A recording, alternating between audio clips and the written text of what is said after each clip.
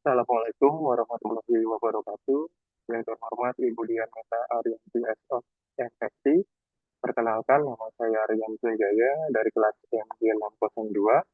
Saya akan mempresentasikan ujian akhir semester Bisnis Komunikasi dengan tema laporan hasil observasi di SDN Pelamampang 01. Daftar isi atau pembahasan yang akan saya sampaikan yaitu yang pertama, profil singkat organisasi, kedua struktur organisasi, ketiga gambaran pola komunikasi, empat hasil analisa, kelima kesimpulan dan saran, dan yang keenam adalah lampiran foto observasi. Yang pertama, profil singkat organisasi.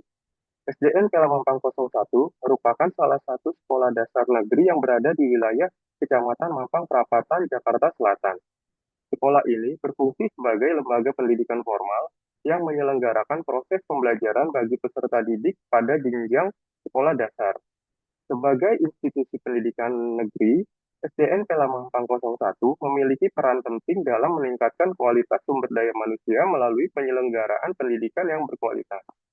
Sekolah tidak hanya berfokus pada aspek akademik, tetapi juga pada pembentukan karakter, kedisiplinan, dan pengembangan potensi siswa.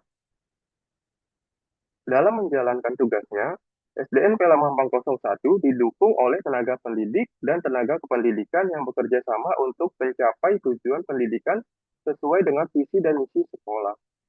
SDN Pelamampang 01 beralamat di Jalan Bangka 2, Gang 5, R10 RW 2, Kelurahan Pelamampang, Kecamatan Mampang Perapatan, Kota Jakarta Selatan. Berikut adalah kontak dan media sosial dari SDN Pelamampang 01. Lalu yang kedua, yaitu struktur organisasi dari SDN Pelamampang 01. Dari struktur organisasi, SDN Pelamampang 01 dikepalai oleh kepala sekolah, lalu ada wakil kepala sekolah, dan komite, beserta ada 6 guru, dan masing-masing kelas itu ada 2 rombel, diajar oleh 2 guru yang berbeda, lalu ada guru agama, guru bahasa Inggris, tata usaha, dan penjaga sekolah. Tugas dan fungsi masing-masingnya yaitu kepala sekolah bertanggung jawab terhadap seluruh kegiatan pendidikan administrasi dan pengelolaan sekolah. Lalu wakil kepala sekolah membantu kepala sekolah dalam pelaksanaan program sekolah dan koordinasi kegiatan operasional. Selanjutnya, tata usaha mengelola administrasi sekolah, data siswa, surat menyurat, dan dokumen sekolah. Lalu selanjutnya, guru melaksanakan kegiatan pembelajaran, penilaian, pembinaan siswa, serta kegiatan pendidikan lainnya. Lalu yang terakhir, komunitas sekolah membantu sekolah dalam memberikan pertimbangan dan dukungan terhadap program-program pendidikan. Selanjutnya adalah gambaran pola komunikasi di SDN Pelamampang 01. Yang pertama adalah komunikasi vertikal. Komunikasi vertikal berlangsung antara kepala sekolah dengan guru maupun staf administrasi. Kepala sekolah memberikan arahan kebijakan dan informasi terkait kegiatan sekolah melalui rapat rutin, briefing, maupun surat edaran. Sebaliknya, guru dan staf menyampaikan laporan masukan serta kendala yang dihadapi kepada kepala sekolah untuk mendapatkan solusi dan tindak lanjut. Lalu yang kedua adalah komunikasi horizontal. Komunikasi horizontal terjadi antara guru maupun antar staf administrasi yang memiliki kedudukan setara. Bentuk komunikasi ini biasanya dilakukan dalam koordinasi penyusunan perangkat pembelajaran, pelaksanaan kegiatan sekolah, dan penyelesaian masalah siswa. Selanjutnya, yang ketiga adalah komunikasi diagonal. Komunikasi diagonal terjadi antara guru dan staf administrasi atau bagian lain yang berbeda fungsi namun saling berkaitan dalam pelaksanaan tugas sekolah. Dan yang keempat adalah media komunikasi yang digunakan. Yang pertama ada rapat rutin guru, kedua briefing pagi, melalui grup WhatsApp sekolah, melalui surat edaran, melalui pengumuman resmi sekolah, dan yang terakhir komunikasi langsung tatap muka. Berdasarkan hasil observasi komunikasi di SDN Pelamampang 01, berlangsung secara terbuka dan cukup efektif. Kepala sekolah aktif memberikan informasi kepada guru dan staf sehingga koordinasi pekerjaan dapat berjalan dengan baik.